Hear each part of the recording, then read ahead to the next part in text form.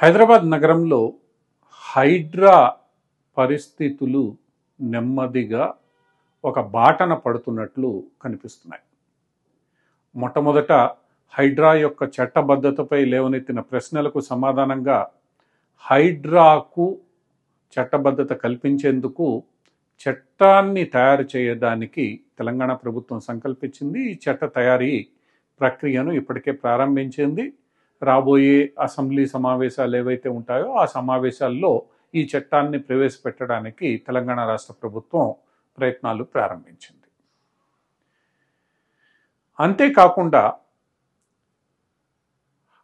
FTL జోన్లో లేదా buffer జోన్లో గత 10 సంవత్సరాలుగా 15 సంవత్సరాలుగా 20 సంవత్సరాలుగా స్థిర నివాసం ఏర్పరచుకున్న పక్కా నివాసాలను ఏం చేయాలన్న అంశంపై కూడా రాష్ట్ర ప్రభుత్వం త్వరలో విధాన నిర్ణయాన్ని ప్రకటిస్తుందని హైడ్రా అధినేత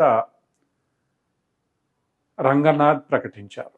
అప్పటి వరకు అలాంటి నివాసాల జోలికి హైడ్రా వెళ్ళదని, హైడ్రా తన పనిని కొత్తగా చేపడుతున్న నిర్మాణాలు, అంతేకాకుండా అక్కడ ఉన్న కమర్షియల్ అంటే వాణిజ్యపరమైన భవనాలు, ఇతరత్ర వాణిజ్యానికి సంస్థల కోసం వినియోగించే భవనాల వరకే పరిమితమవుతుందని రంగనాథ్ స్పష్టం చేశారు. దీంతో హైడ్రా ప్రతి చెరువులోనూ ఉండే అన్ని భవనాల జోలికి వెళ్ళదు. ఎందుకంటే చాలా చోట్ల చెరువుల్లో లేఅవుట్లు 20-30 సంవత్సరాల క్రితము 10 సంవత్సరాల క్రితమే వేశారు. అక్కడ ఇళ్ళు కట్టుకొని చాలామంది నివసిస్తున్నారు. అంటే ఇక్కడ ఇళ్ళు పక్కా ఇళ్ళు మాత్రమే, పక్కా లేఅవుట్ హెచ్ఎండిఏ అనుమతితో అన్ని అనుమతులతో వేసిన లేఅవుట్లో కట్టుకున్న ఇళ్ళు మాత్రమేనని రంగనాథ్ గారు తెలుపుతున్నారు.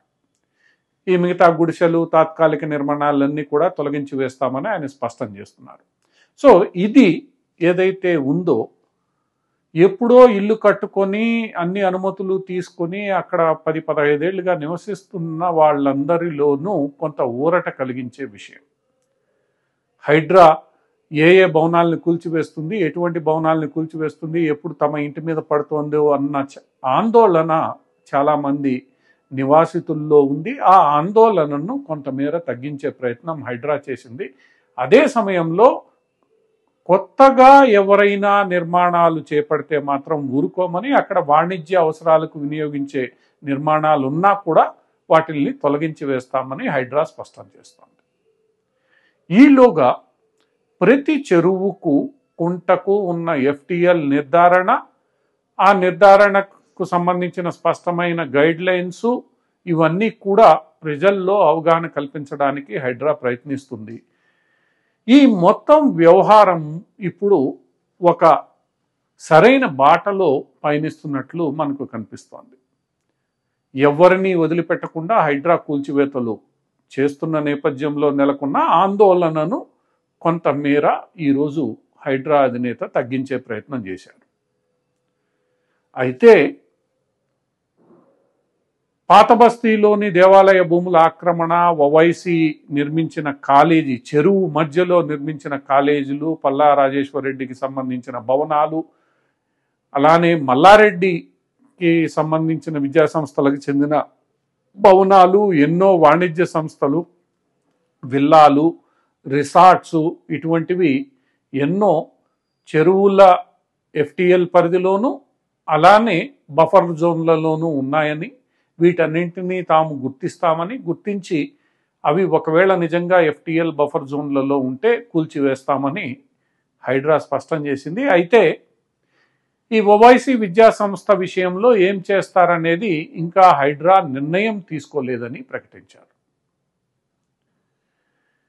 త్వరలోనే దీనిపై కూడా నిర్ణయం తీసుకుంటామని, ఎందుకంటే అది విద్యార్థుల భవిష్యత్తుకు సంబంధించిన అంశమని హైడ్రా అధికారులు చెబుతున్నారు. ఇది కొంతమేర హైడ్రా దూకుడును తగ్గిస్తోందనడంలో సందేహం లేదు. చెరువులను ఆక్రమించిన వారు ఎవరైనా వారిని వదిలిపెట్టకుండా కూల్చివేసినప్పుడే భవిష్యత్తులో ఇలాంటి సంఘటనలు జరగకుండా ఉంటాయి.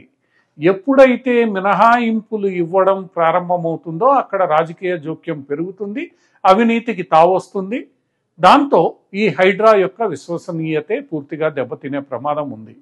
కాబట్టి ఆ హైడ్రా యొక్క అమలుకు సంబంధించి ఎవరైతే శాశ్వత నివాసాలను ఏర్పాటు చేసుకుని ఉన్నారో మధ్యతరగతి వారు కానీ ఎవరైనా కానీ వారిని మాత్రమే ఇందులో మినహాయించాలి అని అంటే దానికి ఒక కట్ ఆఫ్ డేట్ పెట్టి ఈ వ్యవస్థనంతా సరిచేయాలి. ఆ కట్ ఆఫ్ డేట్ ఏమిటి, అది ఎలా చేస్తారు అన్నది విధి విధానాలు ప్రభుత్వం త్వరగా ప్రకటించాలి. ఇక ఈ వాణిజ్య భవనాలు, వాణిజ్య సముదాయాలు, అది విద్యా సంస్థ కావచ్చు, రిసార్ట్ కావచ్చు, కన్వెన్షన్ హాల్ కావచ్చు, లేదా ఇంకొక విల్లా కావచ్చు, ఈ వాణిజ్యానికి వినియోగించే భవనాలు వీటిని ఏం చేయాలి, వీటికి సంబంధించిన విధి విధానాలు ఏమిటి, ప్రభుత్వం స్పష్టత త్వరగా ఇవ్వాలి. ఇది ఎంత జాప్యం జరిగితే అంత హైడ్రా మీద విశ్వసనీయత పోతుంది. ఆ విశ్వసనీయత పోయిన వేళ ప్రజలు హైడ్రాను నమ్మే పరిస్థితి ఉండదు. ఇది ఒక తిరుగుబాటుకు కారణమవుతుంది. ఎందుకంటే దుర్గం చెరువు పరిధిలో 20-30 సంవత్సరాల క్రితం ఏర్పడిన కాలనీలు ఈరోజు 20 ఏళ్లుగా అక్కడ ప్రజలు స్థిర నివాసం ఉంటున్నారు. ఈరోజు ఉన్నట్టుండి వాళ్ళందరికీ నోటీసులు ఇచ్చారు. 20 ఏళ్లుగా ఉన్న భవనాల్ని ఈరోజు మేము కూల్చివేస్తామంటే ఎందుకంటే వాళ్ళకి అన్ని అనుమతులు ఉన్నాయి. ఇది అంతా అవినీతి అధికారులు చేసిన పని. సో హైడ్రాకు సంబంధించి ఇప్పటికైనా రాష్ట్ర ప్రభుత్వం ఒకటి చట్టబద్ధత కల్పించాలి, రెండు ఈ మధ్యతరగతి ఎప్పటి నుంచో నివాసం ఉంటున్న వారి యొక్క శాశ్వత నివాసాలు సంబంధించిన విధానాన్ని ప్రకటించాలి. వాణిజ్య భవనాలు ఏవైనా అవి ఎవరివైనా, అది ఎటువంటి వాణిజ్యమైనా, విద్యాసంస్థ అయినా, కన్వెన్షన్ హాల్ అయినా, ఇంకొక వాణిజ్య భవనమైనా, అవి ఉంటే వాటిల్ని ఏం చేస్తారన్న విధానాన్ని స్పష్టంగా ప్రకటించాలి. ఈ ప్రకటించడమే కాకుండా హైడ్రాకు అవసరమైన ఇతరత్ర సదుపాయాలు కల్పించాలి. ఇవన్నీ ఒక ఎత్తైతే గతంలో ఇలాంటి తప్పులు చేసిన ప్రతి అధికారి, అతను అధికారంలో ఉన్నా, ఇప్పుడు పనిచేస్తున్నా, రిటైర్ అయినా, వాళ్ళందరినీ శిక్షించగలిగితేనే ఇది వ్యవస్థ సరిచేయబడుతుంది. లేదంటే మాత్రం హైడ్రా మరొక హైడ్రామాగానే మిగిలిపోతుంది తప్ప నిజంగా ఇది సాధించబోయేది ఏమీ లేదు. ఈ విషయంలో ముఖ్యమంత్రి రేవంత్ రెడ్డి తీసుకున్నబోయే నిర్ణయాలు ఆయన యొక్క చిత్తశుద్ధిని, ధైర్యాన్ని, ఆయన యొక్క నిజాయితీని మనకి తెలియజేస్తాయి.